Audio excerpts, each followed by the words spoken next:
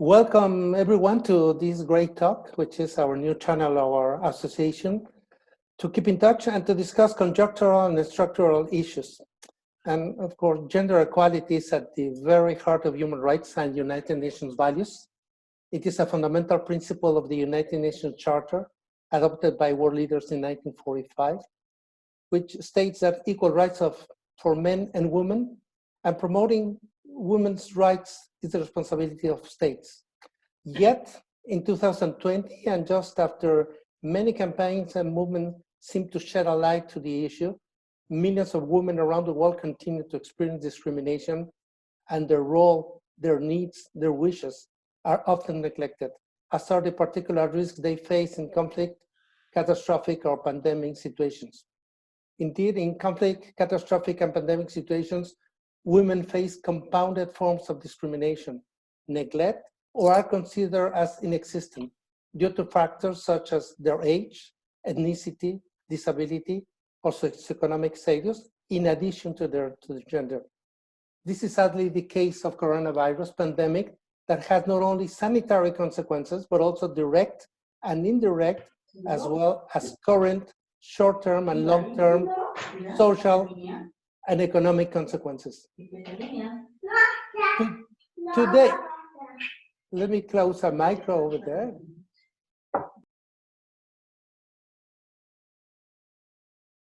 Today, we have the privilege to have with us Gabriele Koller and Simonetta Sarrilli, who will share with us their take on the neglected, mistaken, or inexistent dimension of gender in the coronavirus pandemic. Gabriele Koller is a development economist searching for gender just, climate just, and economically just policy approaches. She was a UN official for almost 3 decades in Bangkok, Geneva, Riga, and Kathmandu. She is currently affiliated with the UN Research Institute for Social Development, UNRID, and teaches in university programs related to the SDGs. She is a board member of Women Engaged for a Common Future. Simonetta Sarrilli is the chief of the Trade, Gender, and Development Program of the United Nations Conference on Trade and Development, UNCTAD. She has been leading that department since its inception in 2012. Simonetta Sarrilli is an experienced trade analyst with a long and successful career at the UN. She has worked on many trade and development issues and carried out a wealth of analytical, intergovernmental, and technical cooperation activities on these issues. She has authored and coordinated many publications, including UN official publications, books, and articles.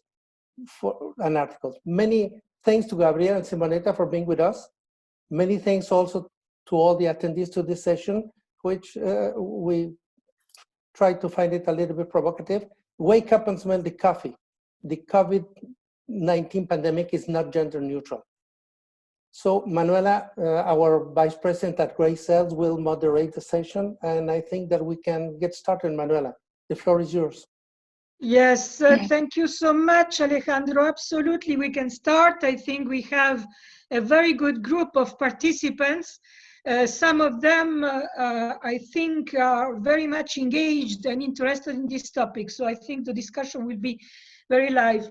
I will immediately give the floor to both Gabriele and Simonetta, not because they were talking at the same time, but they were thinking in a synchronized way.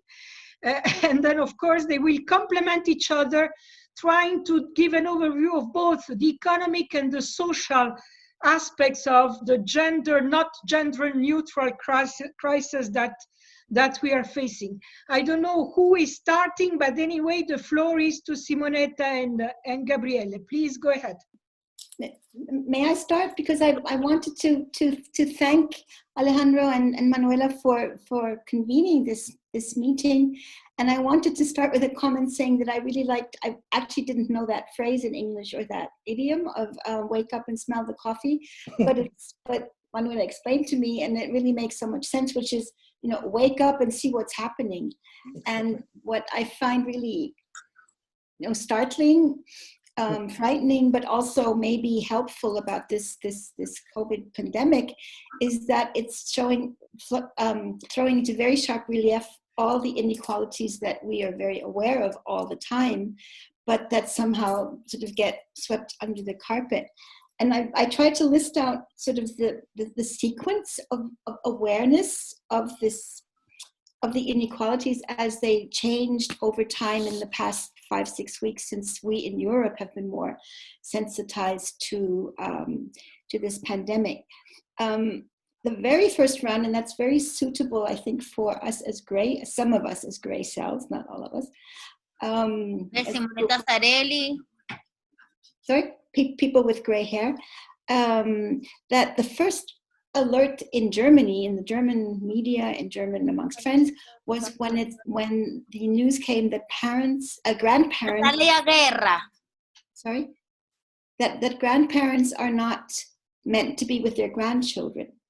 And this is amazing in the sense that grandparents in Germany deliver 4 billion hours of childcare a year. So it's not just playing with the grandchildren, but actually picking up them from school, from after school activities, from kindergarten, etc. And all of a sudden, these 4 billion hours a year disappeared because there was this announcement that grandparents and grandchildren are not meant to be together. And so that was sort of the very first degree of a wake-up call of this smelling the coffee, of realizing how much informal work is happening that keeps the economy going, that keeps the family going, but that no one is really aware of, because we grandparents, like looking after our grandchildren and don't make a big deal of it. But actually, if not, weren't this huge contribution, a lot of things wouldn't be functioning in the family and in the economy. So that brought sort of the care economy side of it into of our daily life in very rich economies, in very privileged settings, into sharp relief. Then the next round of discussion in the media and amongst friends and in NGO circles, etc., was about women actually in the workforce, in the formal workforce, and how women in the global production chains are so central. 60% of global production chains are handled, the work is handled by women. It's in agriculture, all of the flowers we buy, the commodities, the fruit, so many of those areas of agriculture, actually women fruit pickers, women vegetable pickers. In textiles, it's perhaps the most well-known value chain where we're very aware of women's work, and where now we're seeing how in Bangladesh, Pakistan, Cambodia, Myanmar, other places, the women garment workers are being laid off without any compensation by these global value chains, by the department stores that many of us probably go to normally, who are now not ordering clothes for the summer season or whatever, and these women are laid off, and there's no there's no respite for them. And then the same in services, of course, and Simonetta will be talking about that in particular, I think. And so we realize again through this pandemic, something we all know, but it becomes sort of, we're smelling the coffee, we're realizing it much more strongly, the role of women's work and the gender segregation or sex segregation of jobs. And of course, we all know women's work is almost always underpaid, undervalued, undersecured. Women tend to be in the informal part of global value chains, global production chains. So they don't have the health coverage, they don't have the maternity leave, they don't have sick leave, they don't have accident coverage, and they don't have pensions that are commensurate with what their working life would have, would actually and ought to be entitling to. So the second round was sort of becoming aware of women's work. The third round in the discussion somehow was the question of access to health services. So we heard all these things about flattening the curve. No one ever spoke about raising the line so that the health services can actually accommodate that surge. It was always about flattening the curve, which somehow puts the burden on us. We have to stay home because the public health services can't sort of lift the line so that they can accommodate this, the outfall from the pandemic. And again, on the gender side, 70% of women, 70% of the world population are not covered by any kind of social protection, including health insurance or health access to health services. And then again, primarily this affects women and children. We're also now seeing that the coronavirus, I think as a virus, I'm not a doctor, not an epidemiologist. Apparently, in terms of the actual attack on the body, it affects men more. But in terms of the health service provision, it is again primarily women who are the doctors, the nurses, the healthcare providers. So that was sort of the third round, sort of the wake-up call around, what's happening with our health system, why is it so under-provisioned, and what does that mean for women? And then, of course, as people become ill again in the home, it's often the women who look after those who fall ill. And then the fourth round of wake-up call of this smelling the coffee was around the scale of migration. Because again, in at least where I live, and I suppose where many of the people who are listening live, the whole care economy for older people is in the hands and the responsibility of women. Women from, in the case of Germany, it's women from Eastern and Southeastern Europe who are in the homes providing care services, loving care as well as actual care services to older people. And I think it's something like 300,000 women just in Germany. And all of a sudden they're all sent home because the borders closed, despite Schengen, borders closed, everybody's sent home, including all these women workers. Again, no social protection for them. No, not even proper transportation. They have to pay for their own, transportation to get back home. And so, but what, on the terms of wake up, smell the coffee, people all of a sudden becoming aware that there's this whole invisible economy run by women, handled by women who are again indispensable for our everyday lives. And sort of this scale of migration in the world, but also in our own countries, became visible.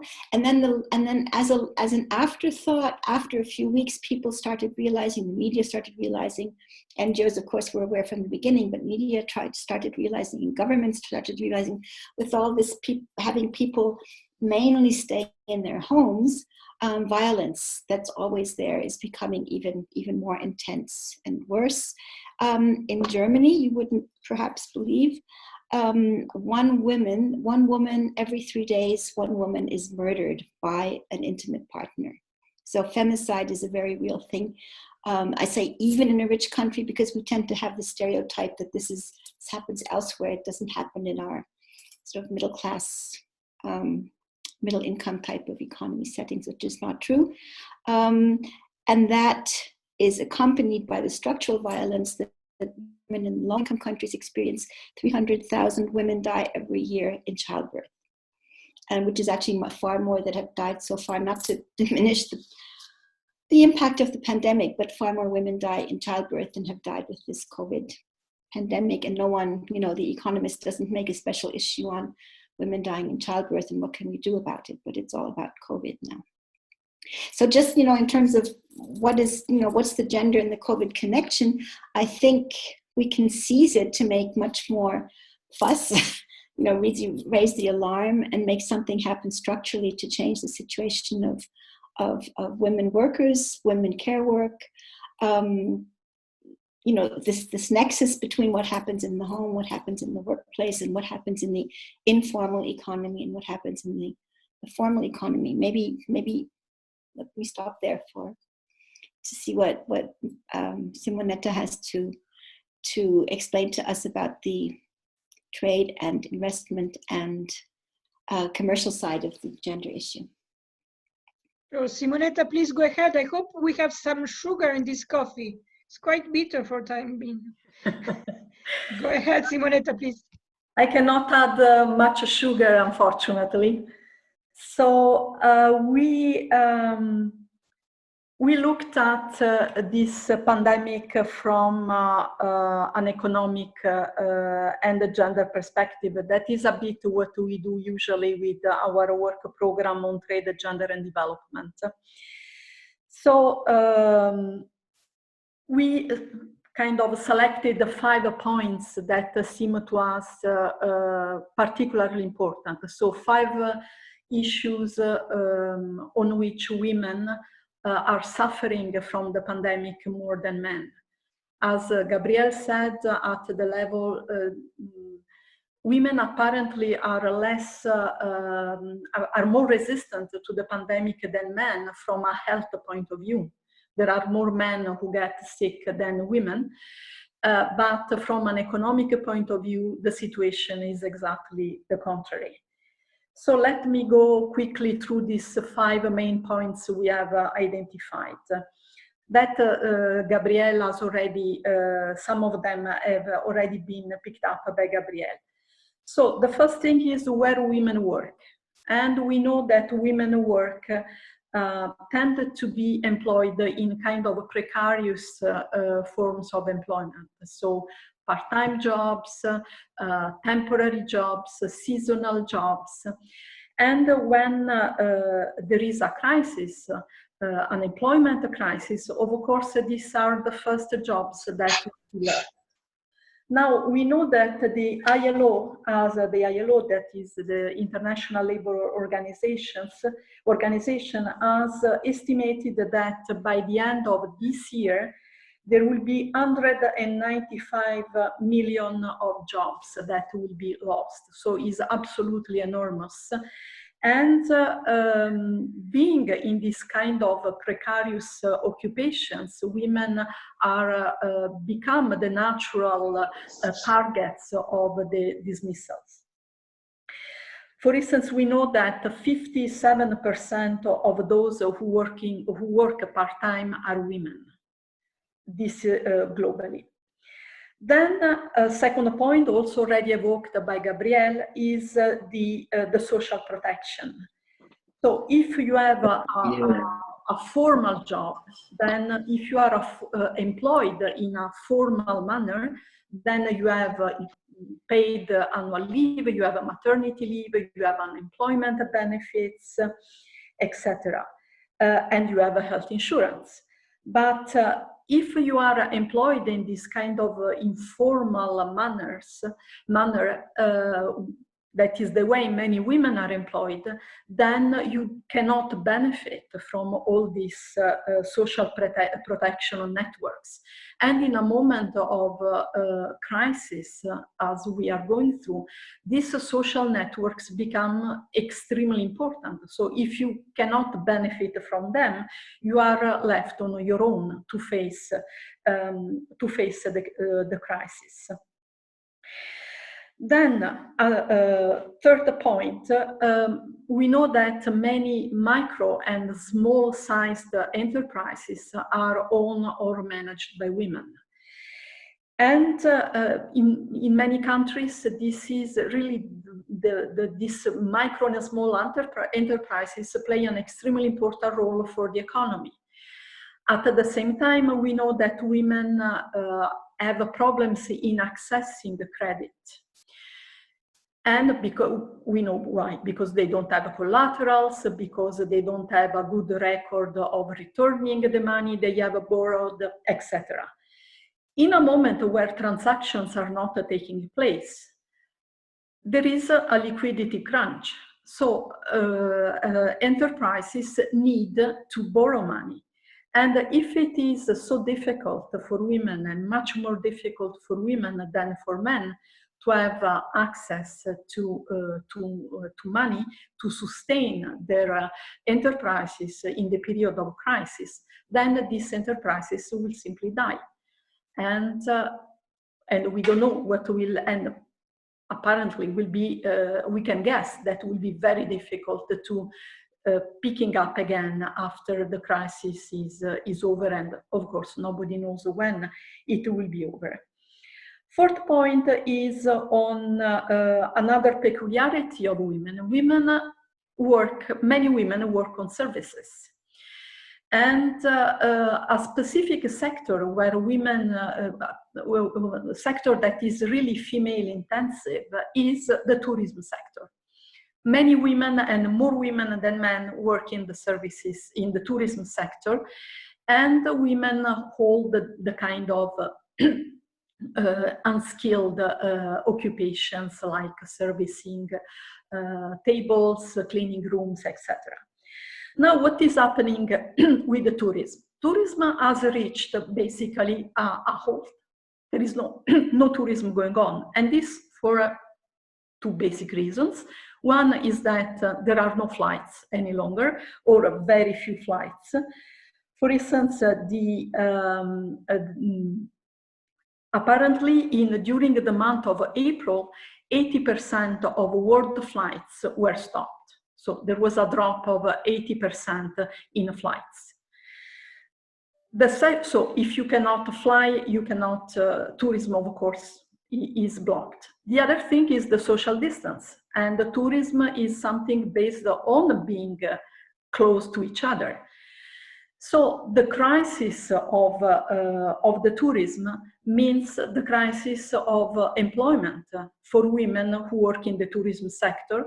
And again, this is a sector where the kind of employment terms are quite unclear, irregular. We can easily think about, bars, restaurants that during the high season have especially young women and boys who help out. And then is temporary seasonal jobs. So all this probably will be gone. And the tourism sector, while usually is a sector that up quite rapidly after crisis. In this case, the forecasts are very negative because there is an economic crunch. So people don't have money to go on vacation. So even the day that there will be again flights, still people will not have money to go on vacation, or even if they have money, they perhaps will be very conservative and think, okay, we don't know what will happen next, so better save this money. So a huge crisis for this sector that employs many women. Then last point, my fifth point, is that we went through this new experience of teleworking for, of course, the kind of jobs that can be done through teleworking. And there was a lot of anxiety at the beginning, even for us at the UN, will it work, how it will be, and it's proving quite resilient. I mean, work is going on. And this is proving in several families, this means that both parents are at home. And this is, in a way, is showing that a new kind of organization of the family can be, we can think about something new. On the other hand, we have to think that the schools in most countries are closed, and those who are ill but not in a very serious stage of illness are treated at home. So this means that for many women, the burden of caring for sick people, for children, for the elderly is becoming much more burdensome. And for some women, this increase in what we call the unpaid work means that they have given up the work they do outside of the household. So while before it was possible to combine the outside work and the unpaid work, at this point is if the unpaid work, the care work becomes very burdensome, then is impossible to combine it with work outside of the household. So these were the main points we selected. And something that I think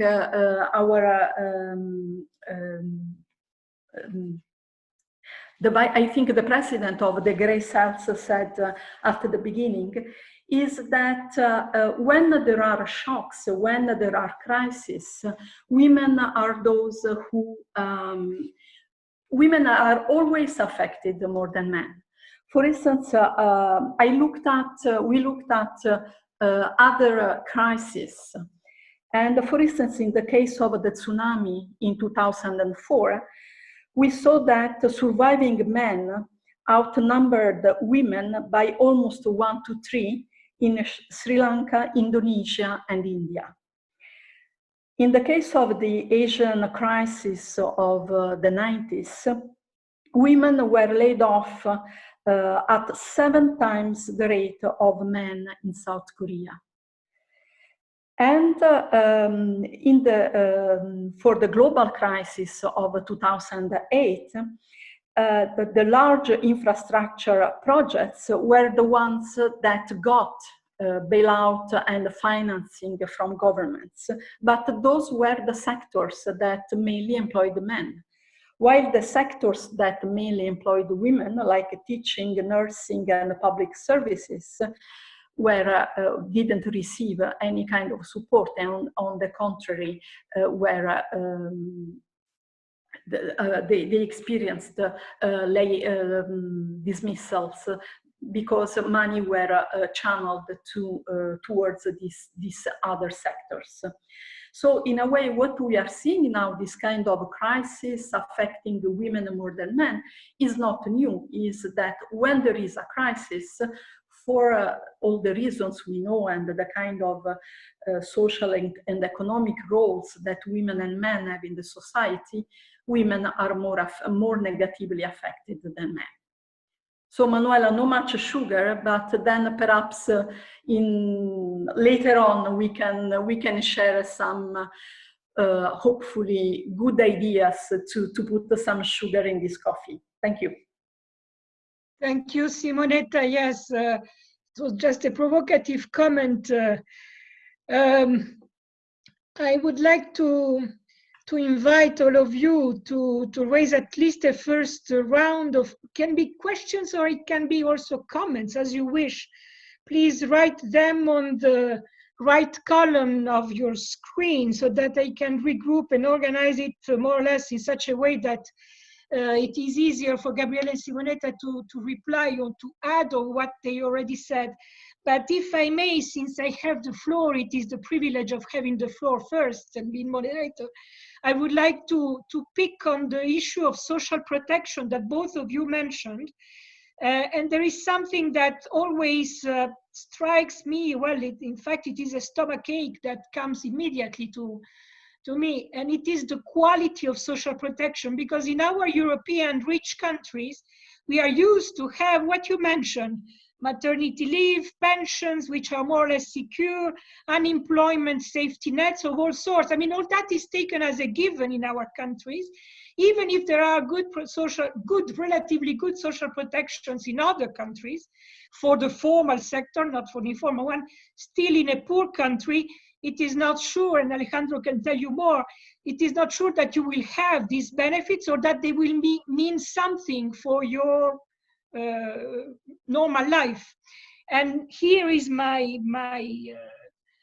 propaganda, if I may, for the great talk that we will have on 12 May with the president of the Social Protection Association, that precisely will comment and elaborate on this kind of issues, which I think are part of the core of the issues. I stop here, and of course I will give you the opportunity to comment more on that if you wish. In the meanwhile, I already have a question regarding precisely the informal sector, the informal women workers that are out of these governmental support measures that you mentioned. And not only in the poor country, but also in developed countries like Switzerland, we know that here is also an issue. And where also, as you mentioned, Gabrielle, illegal migrants, and not only legal migrants, but illegal migrants also, are those that are, for instance, working in the black market and therefore lost their source of living. Just again, a footnote on my side on that issue, because again, I just yesterday saw a terrible, devastating reportage on the Venezuelan migrants in Colombia and other countries that have to go back to Venezuela because they were used to work in the informal sector in Colombia and these countries and do not have any source of income anymore. So these are the kind of situations that we also have to take into account. And again, in that sector, women again are at the forefront of the effects. Over to you, Gabriele and Simonetta, if you want to comment on that.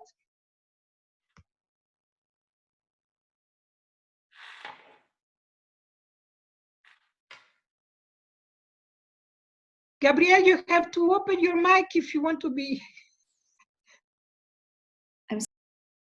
On the social protection, 70% of people on this planet don't have social protection or have only one limited form.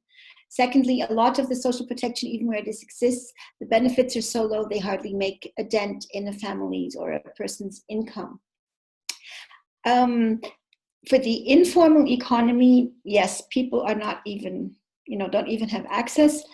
But there is, since 2012, this, what I think is quite an important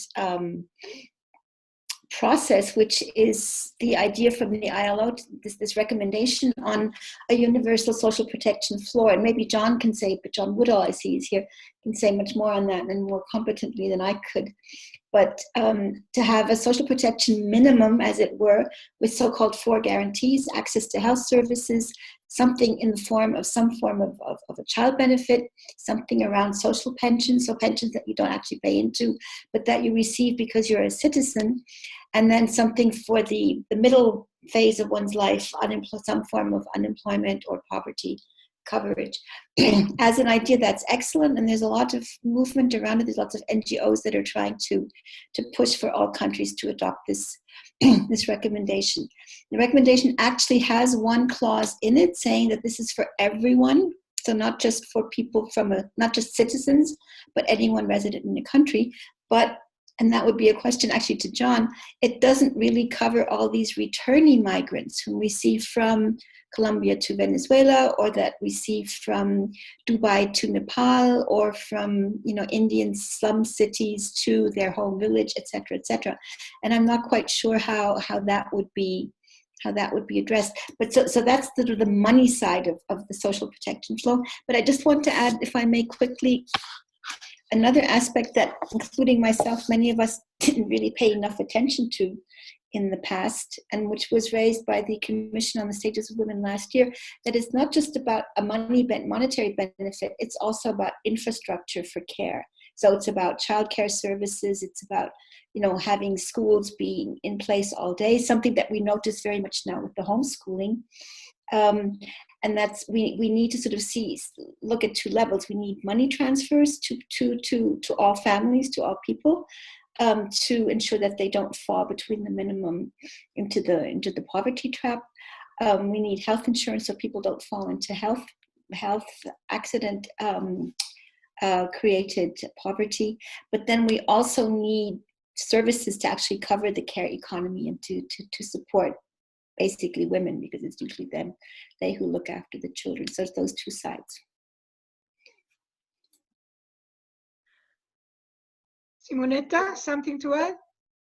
Yeah, I think that countries governments are starting looking at it, at expanding the kind of social protection, at least during the crisis, to informal workers. For instance, in my own country, in Italy, all of a sudden, the government realized that there were all these foreign women who take care of older people. And most of them don't have a proper contracts. So at the moment the crisis hit, many of those were just dismissed, because there was a preoccupation that they would bring the virus into the house, and affected all the people that we know are less resilient to the virus than younger people. So all of a sudden there was this mass of women who play an extremely important role in the society, because they take care of old people, but they were dismissed, and there was no protection for them, any kind of social protection. So the idea was to expand to those people who clearly play a role in the society and in the economy, and who are not covered. And this is happening in other countries. Now, this is because we are facing an unprecedented crisis. Hopefully this will not stop the moment that things more or less go back to normal. But then there is a more kind of systemic problem, is why so many women are in this kind of informal, precarious, seasonal, part-time jobs. And one of, not only, this is not the only reason, but one major reason is because they don't have the education and the skills and the training to pick up jobs that are more qualified, that are high skilled, and that usually provide the normal kind of employment.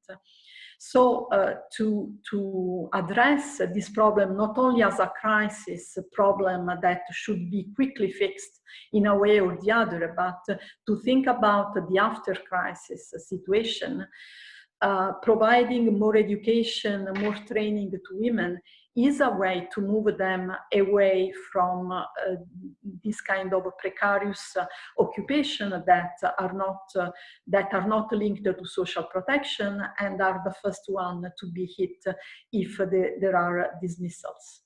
And of course, but I said that this is not the kind of solution. Is not that only by providing more education and training we solve the problem. This is an important facet.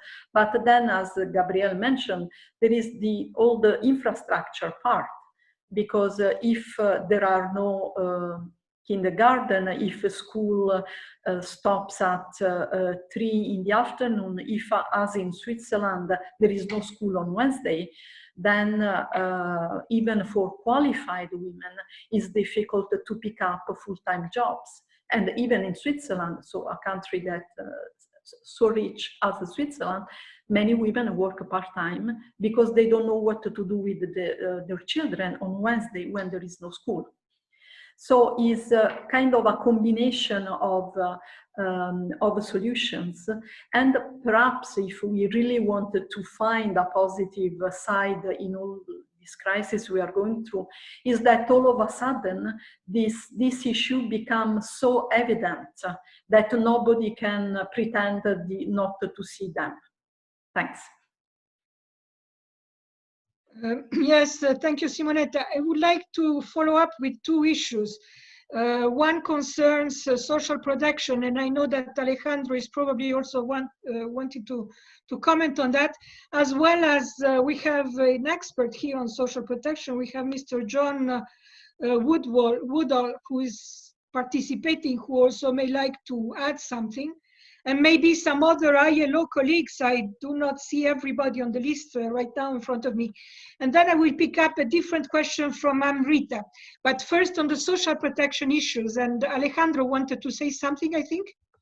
Yes, thank you very much, Manuela. And of course, I can see John Goodall, David Rohr, and Jean-Victor Roy that I'm sure that they would like to say something. The thing is that we all at the ILO, we just witnessed that this absence of social protection did not happen by accident. It has very deep roots. Whatever that had a social connotation for many, many years was a bad word. You shouldn't involve yourself in anything that is social. It's something of the past. So the downwarding all social security schemes resulted in a compromise, which is the social protection floor. People could not agree and have decent, proper social security. So the only agreement was the social protection floor, which is good. The problem is that a number of governments have just been satisfied with the minimum. Okay, let's not aim for proper social security for everyone, for all the citizens in the formal or informal economy. Let's go for the minimum. And going for the minimum doesn't really work.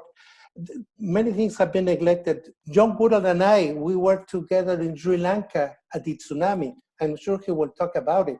When we met, and I think we did it separately, the Office of the Prime Minister, and we learned where would all the money that was collected and promised, I think it was 2 billion euros in just 2 weeks, there was not a single euro that would go to the people. And most of the people were women requiring this kind of thing. So it really had the ILO and the ISA at that time to play a role to tell everybody, hey, wake up, where is the money going? Let's do something for the people. David Rohr, you have been working in India in the informal economy, and so social reinsuring people, because there is not a deliberate will by the high authorities to deliver social protection, adequate social protection for all. And you, Jean-Victor, you have been developing the contrary case. There's a deliberate will in the case of China to extend social protection, and you have been working more than 12 years. So the lack of social protection doesn't happen by accident. I hope that this very huge crisis gives not only social protection, but whatever means it's social, a new opportunity in the new world. Thank you, Manuela. Thank you, Alejandro. John, maybe you would like to complement and to participate in this discussion. Let me just add a few things. Do you hear me? Yeah. I agree absolutely with what Alejandro had to say. The thing about the social protection floor is that it's a nice framework for organizing social protection. It makes a lot more sense than the very elaborate sort of ideas that we've had about social security for the last, 70 years in a world where there's so much informality of work and employment. But still, like Alejandro says, it doesn't provide the resource, the money, to make social protection work. That needs an extra element of, for so many years we've thought about these things in terms of political will. We do need will on the part of our representatives. But still, I think we need to look at those issues as well in terms of political economy. When we start to come through the present crisis, I worry about what will happen then, because there are so many tens of millions of people whose concern is to get back to what they know how to do and to put food on the table, look after their families. Are we going to go back to where we were before the crisis without learning any of the lessons from it? What else did I want to say? I've been thinking in the last few days about one or two specific elements of social protection. One thing that I think we ought to be thinking about is the idea of universal basic income. Guy Standing gave a very nice little talk on BBC Radio a few weeks back about that, and we need that kind of eloquence to bring forward that idea. But it's not an easy thing to project when everybody is under pressure. There are questions of political economy as to how we persuade everybody that we need to learn some lessons from what's going on and to go forward in a better spirit into the future. It might also be interesting to think about the fact that microinsurance has an increasingly large role in social protection. David Draw might like to say something about that, because I suspect that in the light of the COVID crisis, there will be issues for microinsurance that will not be so easy to solve. Anyway, let me leave that there just for now and see where the discussion goes. Yes, thank you very much, John. I have Gabrielle, who would like to add something on this social protection issue before we move to something else, according to the other questions that are coming. Gabrielle, please. Very quickly, because John was saying, political will. What I find really astonishing is the amount of money, of financial resources, which all of a sudden have become available. In Germany for decades now, the finance minister is saying we can't spend more than we can't spend more tax money than we receive. And so we've had this magic zero balanced budget. And all of a sudden, billions, trillions are available. So I think the political will, Manuela was saying, is there any sugar in this coffee? I think one little piece of sugar might be that we can say, if the money is now available all of a sudden, and we can even do, special drawing rights and whatever, why can't we mobilize that for universal basic income or, you know, just to say something on this social floor recommendation, I think the idea was you come into a country with the social protection floor, not enough, absolutely, but then you ratchet it up into social security that's formalized. And so, you know, maybe we can use the momentum of all of a sudden people thinking outside, you know, policymakers thinking outside the box, and turn the political will into actual money to have universal basic income and other models. Yeah, absolutely. Thank you, both of you. I would like to move to something else. Amrita has two questions and comments. One concerns the fact, according to her view, that at the total global level, more men than women apparently are working. I don't know if she refers to the formal and informal sector together. And therefore, the impact of the virus anyway will be on men at the global level in a total perspective. And then we have Federica, who adds a comment on the fact that now that men are at home and having, in majority of cases, for instance, 80% of their salary, then that helps the women that can have some occupation at the same time, because they are supposed, the men, to help them at home, which is not always the case, by the way. And then a second question from Amrita, but is related also to Alicia's question on international trade and international trade law. And this, Simonetta, I think is for you. Can international trade law help women? And regarding the drop in the trade flows that we know is around 1/3 of the total trade flows, do we have already a projection on the impact of these trade flows drop on the women-intensive sectors? Thank you in advance to both of you. If I can start, I mean, as an overall consideration, also picking up on Gabrielle's last observation, there is, as she said, all of a sudden, there are trillions that appear out of nothing and that can be used for helping the economy not to collapse completely. But how much of this will be devoted to solve and to alleviate women's problems? I think there is a wealth of analysis of the crisis, what may happen, and the impact on, including on trade. But I have seen relatively little efforts to disaggregate these impacts and to see what will be the specific impacts on women. And if you don't have a clear idea of what will be the impacts on women, then it will be difficult to channel funds to those sectors, the female-intensive sector, for instance, that may be particularly hit. So as usual, is a problem of political will, but is also a problem of having the data that allow us to see, okay, here there is a problem. Here women will be affected more than men. So funds should be there because there the crisis can be particularly harsh.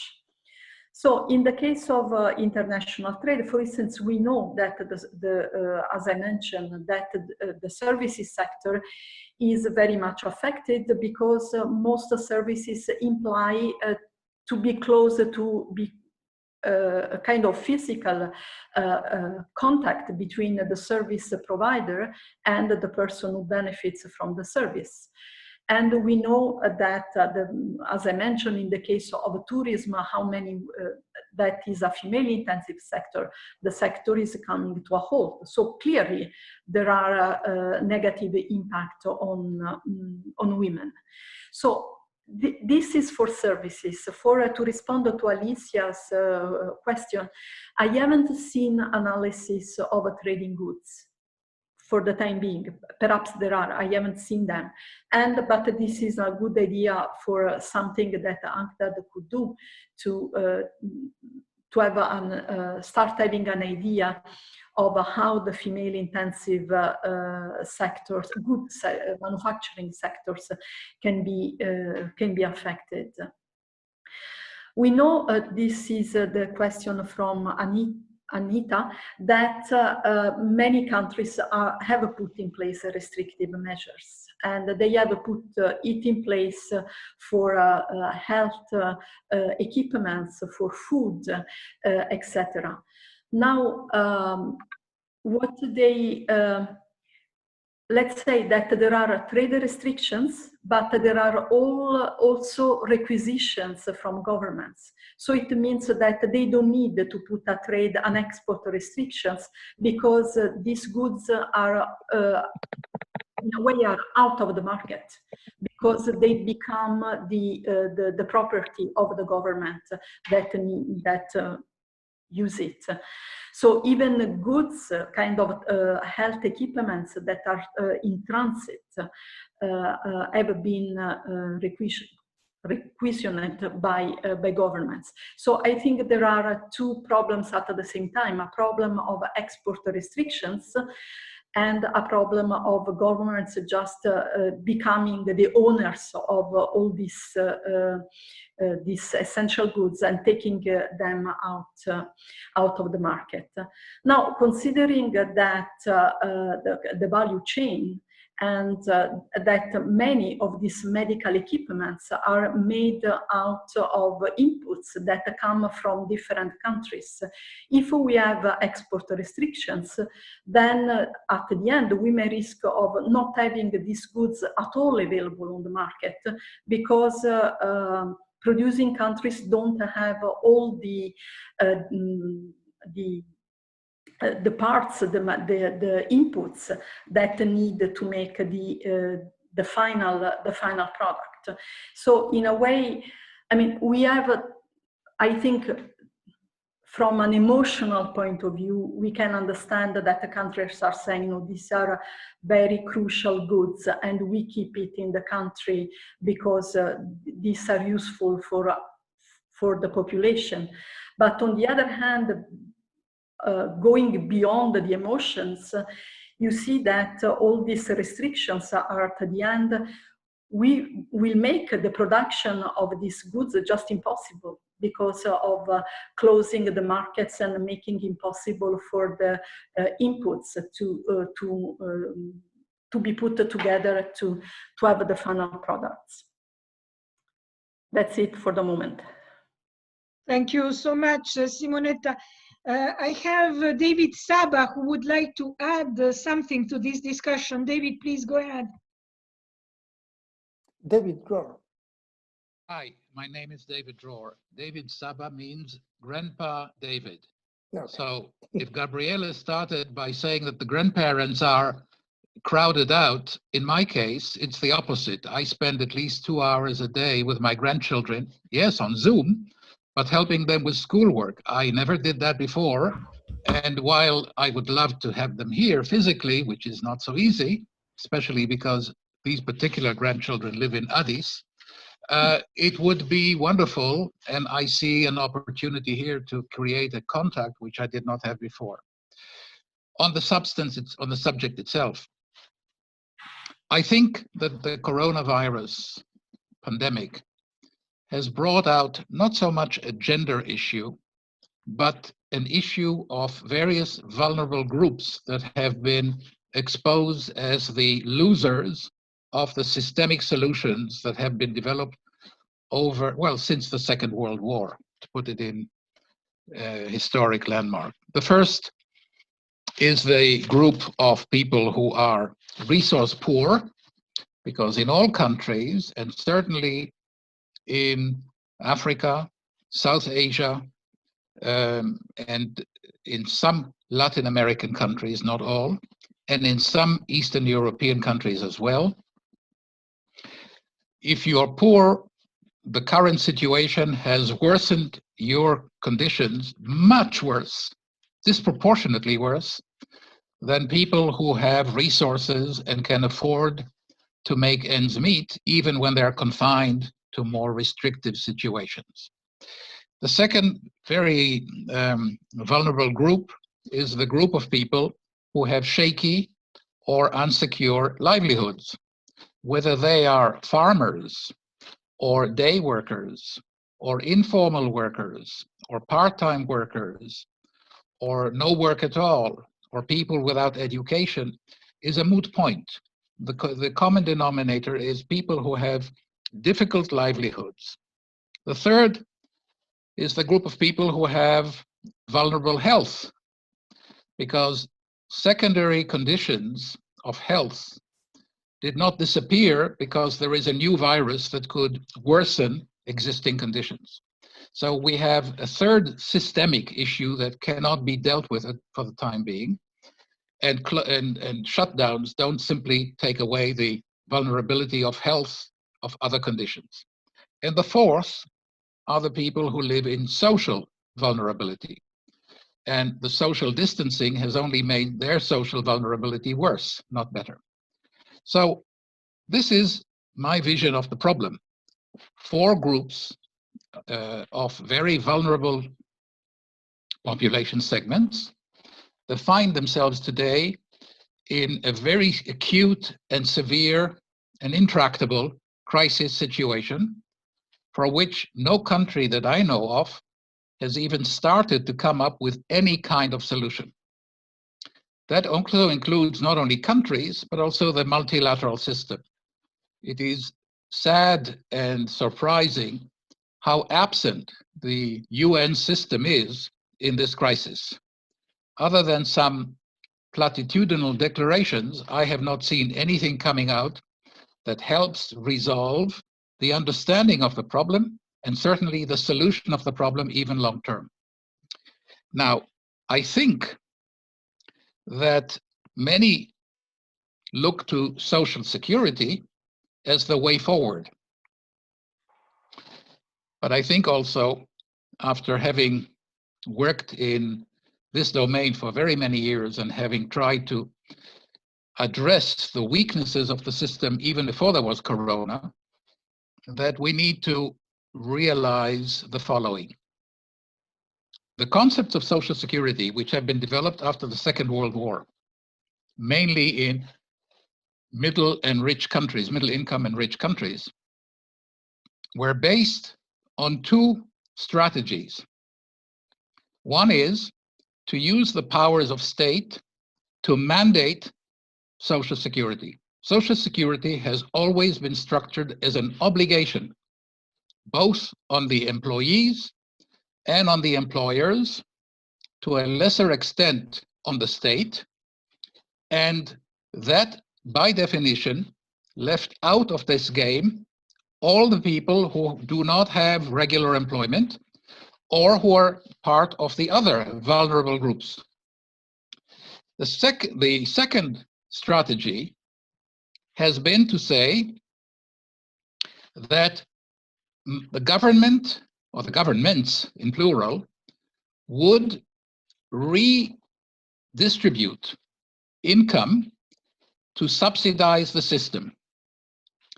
Now, when I say subsidize, I invite you not to confuse that with thinking of the poor or thinking of transmission from the rich to the poor, because the vast majority of subsidies have never been used for that kind of purpose.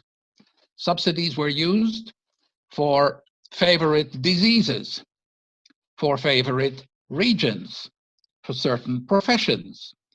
And some of it also went to a redistribution of income, or rather of costs towards social protection systems. But most of the subsidies have actually not gone to a socially equalizing mechanism, and women are well informed about those inequalities which have been systemic and chosen and supported by the UN system since the Second World War.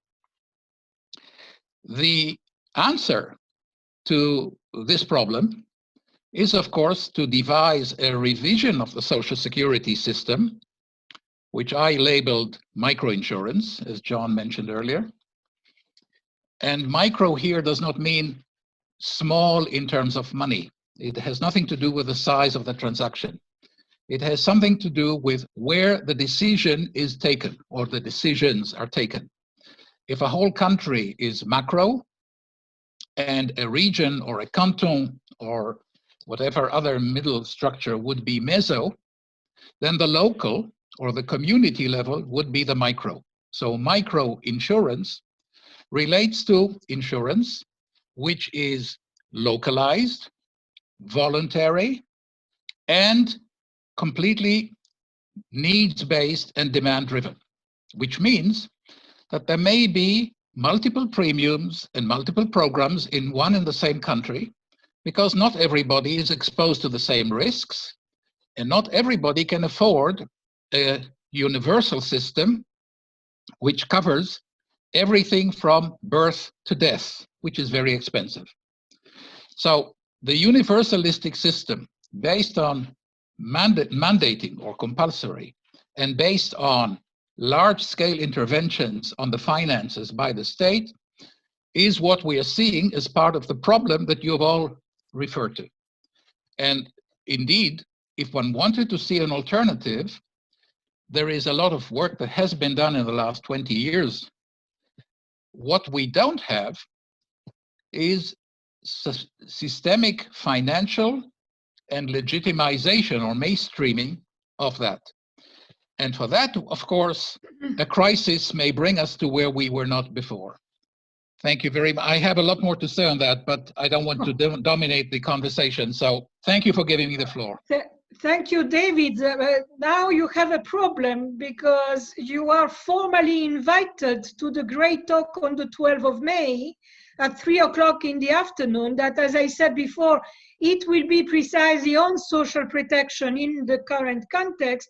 And the title of that great talk is that the emperor is naked. And he is naked because of what you were saying. But I would like to go back to the gender dimension, which is our concern today. And that is already enough for a concern, I may say. And I have, I think, Gabrielle, that would like to add something on the gender issues, please. Yes. Gabrielle, go ahead. Am I unmuted? Yes. I'd like to actually combine what David has been saying and what Amrita asked a while back. When we say gender, it's of course the differential impact on men and women, because Amrita was saying that men are also affected, and actually because of our argument about more women being employed seasonally, informally, etc., the impact actually would work, the arrow would come through the men, but then it does come to the women. Just to remind, I think everyone in this conversation knows women do 3 times as much care work in the home as men. And so if the men are hit by the economic crisis, losing their jobs or having only 80% income or having no income whatsoever, it impacts directly again on the women as well. But to combine it with what I think David is saying, of course, it's not just about gender, it's about class. And so probably all of us sitting in front of the screen right now, I assume are middle class. If we're helping our children with their homework long distance, it means there are several PCs in the home, both ends of the connection, whereas 1 billion people don't even have electricity, and no one's really talking about that enough. And so you can't do homeschooling long distance with a child who lives in a remote area or in a slum where they don't even have electricity, let alone internet connectivity, let alone more than one mobile phone through which you might somehow do a bit of homeschooling remotely. I don't know how that works, but perhaps doable. So I think it's about class a lot as well. And it's about all the intersecting inequalities. So it's, of course, a difference whether you're a middle class woman whose husband is now, or whose partner is now at home, who might be helping with the care work of the children and with the homeschooling. But I just saw an interesting study from the academic world, where often you have both partners are working in academia, both are now working from home, doing their research from home, and women are not submitting papers anymore into the process, because they are actually the ones who are doing the homeschooling, the care work at home, keeping everybody, sedate and hopefully, being able to prevent the violence, et cetera, et cetera, et cetera. So even in sort of middle class educated households, we see the gender again playing out to the detriment of usually of the women. So it's the intersecting inequalities, it's the class, it's the intersecting inequalities. And if you're from an ethnically disadvantaged group, or if you're from a religious minority, as we see now in India, where the COVID is being, allegedly caused or carried in by one part of the population, be they Muslim, be they Christian. So you have all these intersecting, compounding effects. And so when we say gender, of course, it's not just women versus men, including other sexual orientations. We don't have to stay in the binary, but it's really about women who are at a disadvantage because of patriarchy, as well as because of class, as well as because of ethnicity and other factors. So I just wanted to sort of bring those two dimensions together. Thank you. Yes, indeed, Gabrielle, thank you. It is social inclusion may be a key word in that picture, and not only a women lens. I mean, it's not enough to have a women lens. It's more the broad issue of women inclusion and inequalities that has to be the background of this discussion, as many as other concerning women. I don't know if there are other questions or comments. You are absolutely welcome to join us. Just alert on the right screen, because otherwise it's difficult for me to have everybody on the screen at the same time. And in the meanwhile, as a reminder, in the announcement for this great talk, we also posted two background documents on the gender angle of the coronavirus crisis. One is produced by UNCTAD a few days ago with the overview of the economic impact of the crisis, more or less what Simonetta flagged a few minutes ago. It is a very easy, user-friendly sort of a summary, an updated summary. And the other one is a document signed by the Secretary General of the UN on the gender dimension of the crisis, which I think is also very well written and covers all the aspects, not only the economic and social, but also the human rights, humanitarian aspect, and so on, from the gender perspective. Quite a comprehensive interagency sort of approach. This is just to reply in a way to David's comment on where is the UN in this sense. It's not that I'm not here to defend the UN system, that's not the point, but just to flag what is, I think, an important contribution. And another thing that we did not post, but is circulating, is a letter to the Security Council some 2-3 weeks ago from a group of very well-known women all over the world, asking for a Security Council intervention and a position on this crisis on behalf of the UN system. Just to let you know, this letter is also well written and interesting. Now there is Cecile that, I'm sorry, we have two questions. Yeah, yes, Simonetta, go ahead, please. No, just to follow up on what you said and a bit to react to what David said. I mean, I work for the UN, so somehow I feel obliged to say something about it. I mean, the UN is trying to respond to it, both from an analytical point of view and from a solution point of view, but also from something very practical that can be done in developing countries. Now, the UN is a big machine and it takes time to move. But still, for instance, talking about my own organization, for instance, UNCTAD proposed a package of 2.5 trillion package of support, especially for developing countries to deal with the crisis. Another important piece of analytical work is on the situation of the fact that many developing countries have an unsustainable level of debt. So I think analytical work is ongoing. For instance, I read recently a commentary from the ILO suggesting that taxing in a fair way the multinationals would provide money that could be invested in all to react to the crisis. So I think there is an effort to come up with ideas, and also the UN is trying to see something very practical that can be done in developing countries until the end of the year.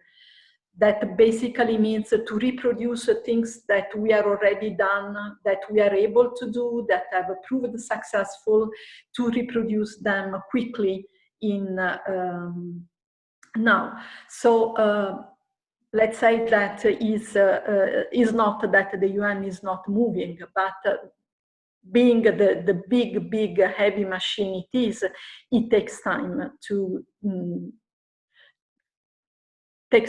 move, but it is moving. Let's say it is moving definitely.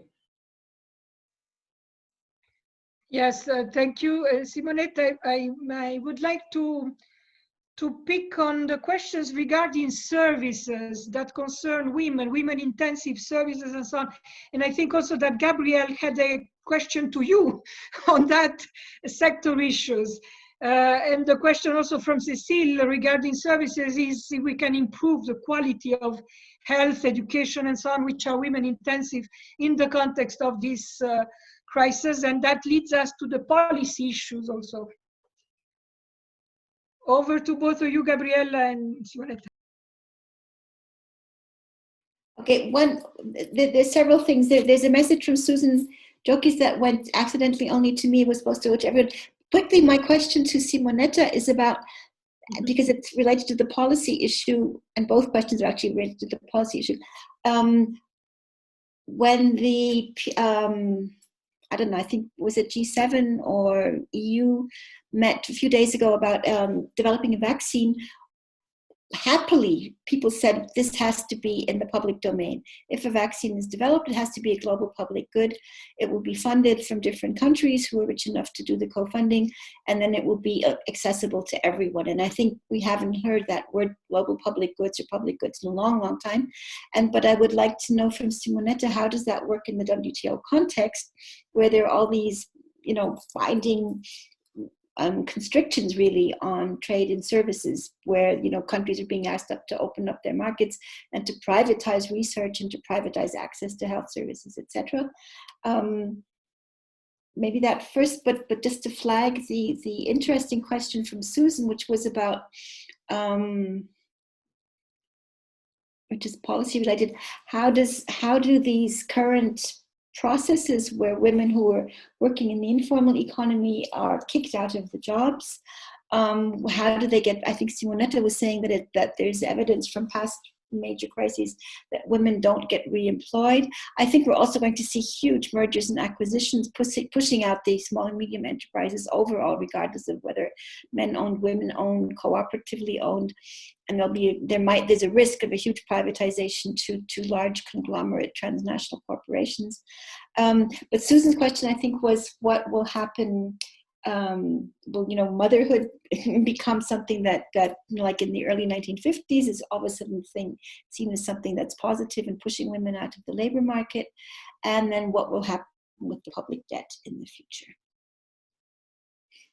Let me stop there. Perhaps if I can, this question of a privatization of the health services, there was a big push in the past to privatize the health services, assuming that governments, especially in developing countries, were not able to provide the kind of services that were needed. And the crisis is showing that this was not the optimal solution, even in my own country. The region that privatized the health services is the region which has witnesses the highest number of victims of the virus. So if there is a clear lesson coming at least from Italy is that the regions that had public health services were more resilient than Lombardy, that is the richest region in Italy and was the least resilient because the health system had been privatized. So I don't want to say that this is kind of what is happening in Lombardy is happening everywhere else, but perhaps again, if we really want to see some positive aspect of this crisis, is ringing the bell about this kind of conventional wisdom that putting public services in the hands of the private sector would lead to more efficiency. Yeah, thank you very much, both Simonetta and Gabriele. I have many questions still concerning the informal sector, particularly in developing countries, for instance, in special economic zones, but also regarding, like Vlasta is saying, the informal female workers who do not have access to the government support measures, not only in developing countries, but also in developed countries like in Switzerland. So I would like both of you to think aloud and to comment something briefly regarding the policy issues and the policy,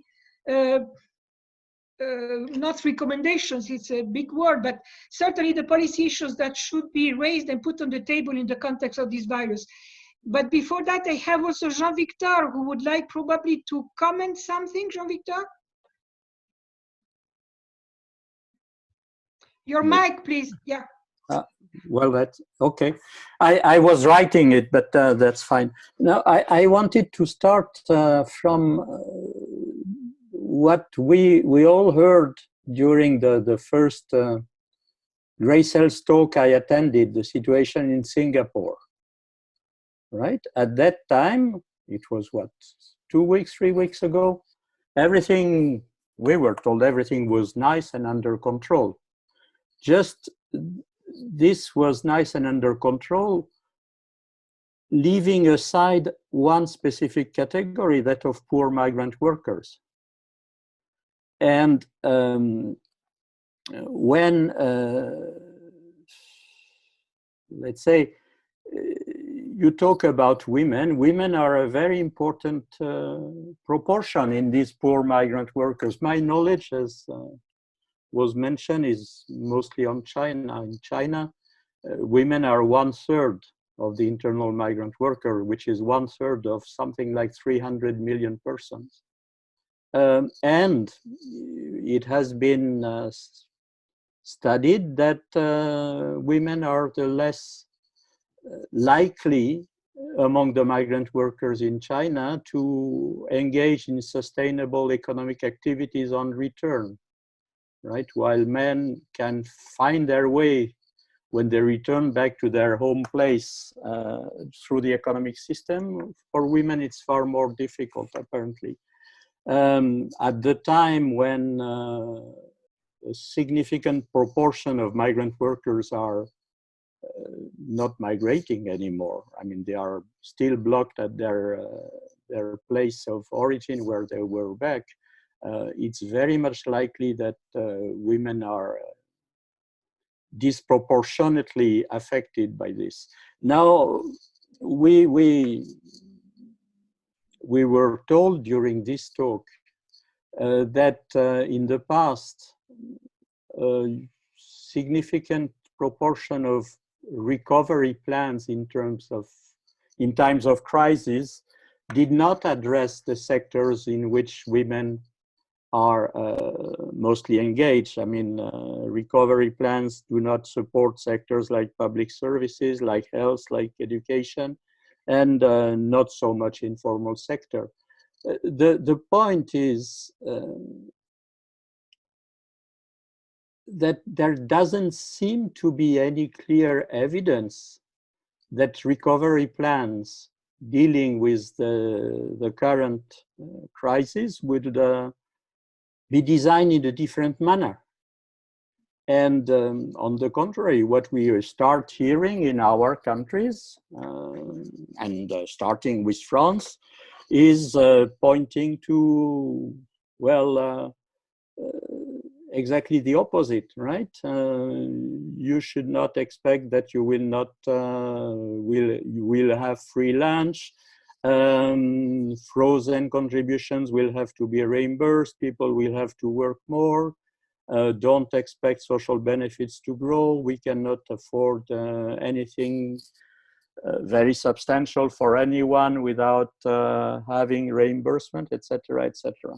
So I'm very much afraid that all the talks we hear about nothing will be the same as before, this will be absolutely void if people do not politically decide that things should be otherwise. And this is extremely, for me, extremely worrying, because what I see in my own country is that it seems to be very much business as usual. The old politicians, which have their share of responsibility in where we are still there. And they seem to be very much convinced of their legitimacy in continuing to decide on behalf of the country. So my question would be, in the UN, we have for a long period, right, developed a number of very interesting and very good tools, which, if applied, would work and might have resulted in a better situation than what we see now for some groups of in need in our population, and first of all, women workers. What reasonable hope can there be that in future these plans have better chances to be implemented than was the case until now? I mean, is there a hope that governments might become more forward-looking than often-wise they were in the past? Simonetta and Gabrielle, some concluding remarks from your side on the policy issues from the gender perspective, at least. Will we have some sugar in our coffee, do you think, in the future? I heard something that is on the same line of what Jean-Victor said. Somebody said, our society and our economy are organized in such a way because there are forces behind them that have made the society and the economy organized in such a way. And these forces are there. They have not disappeared because of the crisis. So the moment the peak of the crisis will be over, all these forces will be back, and they will push for to have everything as it was before. And it's very kind of cynical, very sad, but I think there is a lot of truth in it. That now, for instance, as I said, many governments are now saying, okay, let's extend the protective measures, so the unemployment benefits, the cash support, etc., to informal workers, but also because they are afraid of social unrest. But once things more or less come back to some normality, the fear is that these more progressive measures will be taken away, or worse than the reasons why women suffer from many kind of inequalities that we have mentioned, that they will stay there. So the point is to try to see how things can change, but maybe the forces that want things to keep going on as they were before the crisis will still be there and will still be very powerful. to reproduce the same way of functioning of the economy and of the society. So perhaps the first basic step to hope in some changes is to have more women involved in all this debate of how to change things on the short term, so the kind of emergency measures, but also in the kind of more longer-term strategies. So, for instance, what I mentioned before, more education, more training for women is a way to, is a kind of a more longer-term strategy that can take women, can contribute to taking women away from this kind of precarious jobs that imply all the shortcomings we have mentioned. And also perhaps to come back a bit to trade, that was we had some questions related to trade.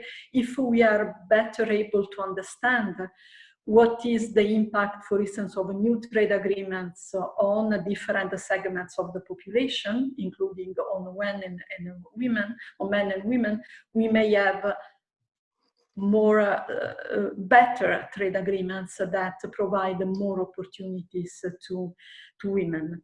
So there are, I think, there are paths that can be followed, and there are experiences during the crisis that are showing that what we thought were the perfect solutions, like privatizing the health service, these solutions are proving not to be optimal, or in some cases to be the bad options. So I think I have been able to add at least a bit of sugar in this conversation. Thank you. Thank you, Simonetta. I will give the floor to Gabriele for the final words, but there is just a question from Filomena right now. If there are policies being put in place by governments to support procurement from women-owned businesses as a way to help their role in this economic crisis. As far as I know, they are not, but up to you. I mean, some countries have measures that favor women suppliers in public procurement, and this was even before the crisis. So, for instance, Kenya has it. Now, we know that because of the crisis, governments are playing a much more active role in the economy.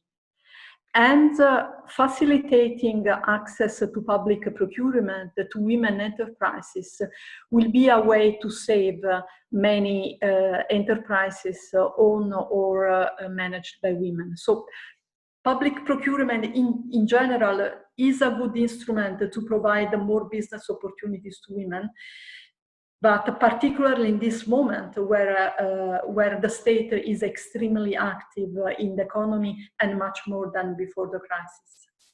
But again, as you said, Simonetta, it depends also if you put women in the decision-making processes. That could change a lot, and particularly now in the shaping of new policies. Otherwise, we will go back to square one otherwise. Gabriele, the final word? Well, just quickly on the procurement, several countries have affirmative action, not just for women business people, but also for minority business people. Even the US has that kind of policy in place. South Africa has it, etc. So we should look at that. By the way, the ILO has done an excellent compilation of the different measures that are being put in place, which I think we would want to look at if we had more time. But let me say something sort of Simonetta is saying in the forces that be. I'm no longer in the UN system, and I think the elephant in the room is capitalism.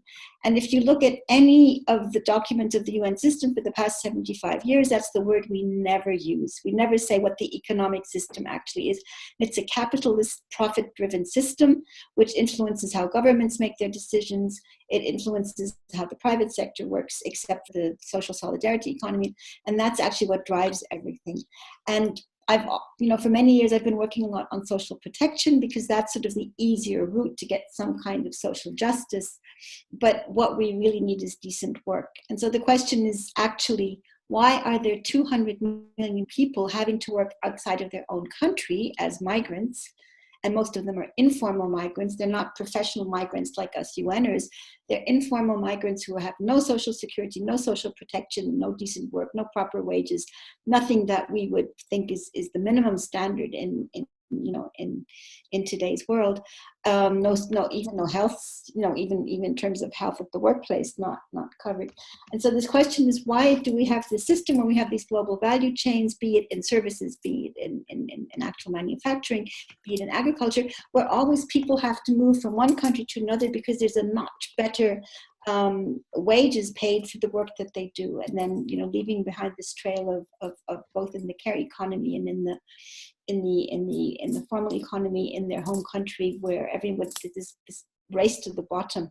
And so I think what we really need to talk about is how can we get decent work, decent human rights-based work conditions, decent work re-established as the main norm that we're working towards. Of course, supported by social protection, by good procurement, by women in the, women in decision-making, but it's really about the whole system that is dysfunctional. And so to end with a piece of sugar is to say that maybe because of this pandemic pointing to how deep the divisions are in every single society, even in the very affluent, economically affluent societies, showing what I was trying to say at the beginning, sort of making clear how all of these horrible rifts in society are exacerbated by this particular pandemic. Maybe use that as an opportunity to say that something has to fundamentally change, structurally change, and not just fix things at the margins. That's my piece of sugar. So let's act together and change things. Thank you. Thank you, Gabrielle. Thank you, Simonetta. I would like to give back the floor to Alejandro to close this great talk. Of course, inviting again everybody to the next great talks. That's an important issue because it's a follow-up sort of. Alejandro, to you.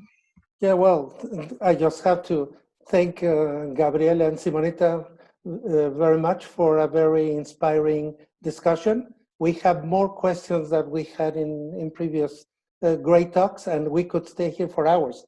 We've been here an hour and a half, and there's a clear sign that there are many, many dimensions that have to be approached when we discuss these issues. Not only gender, social protection, work, family, even, and Gabriela took it in her last intervention, even the whole system, how we produce, how we act. And that is something that I meant when I recall that the word social has not to be a dirty word, has to become a word that we can put in front of our objectives, put in front of our working plans. So thank you very much. I think we'll have not only a very interesting session on May 12th with the Secretary General of the International Social Security Association, but also on May 19th, we're going to have Victor do Prado from WTO, who will give us his take on the future of trade in the world during and after the pandemic, and his take on what he thinks there will be the flexibility that we would have or that we can have. If there's going to be a will, are the resources going to be there, or the resources will not be there even if the will is there. So there are many, many questions. So thank you very much for participating, and looking forward to see you in our next great talk next week.